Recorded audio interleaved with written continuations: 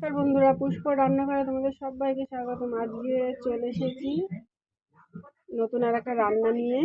এই শাকটা তোমরা কেউ চেনো? এই শাকটা হচ্ছে তেলাকুচি শাক, আলু দিয়ে আর মাছ দিয়ে আমি রান্না করব। আমি মাছ ভেজে নিয়েছি, সেই কড়াইতে তেল ছিল, তেলের মধ্যে আমি ফোড়ন দিয়ে দেবো রাঁধুনি, আর কয়েক কোয়া রসুন থেতো করে দিয়ে দেবো।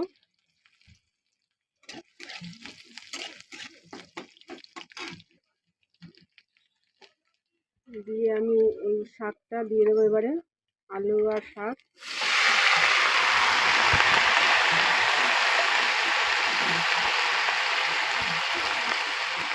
এই গরমের সময় এই শাকটা খাওয়া খুব ভালো, শরীরে খুব ঠান্ডা থাকে।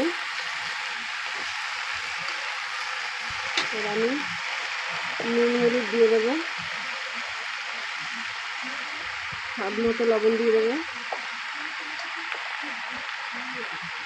আর 1 চামচ হলুদ গুঁড়ো দিয়ে দেবো।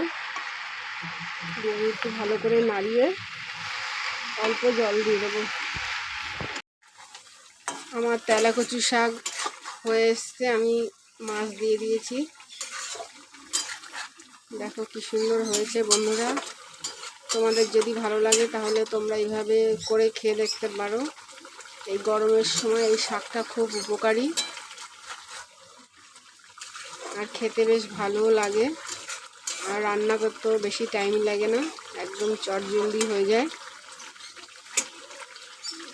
এবার আমি নামিয়ে নেব। দেখো বন্ধুরা, আমি নামিয়ে নিয়েছি, কি সুন্দর হয়েছে দেখতে। তোমাদের যদি ভালো লাগে তাহলে তোমরা লাইক করো, কমেন্ট করো, শেয়ার করো, সাবস্ক্রাইব করো। আজকের মতো টাটা।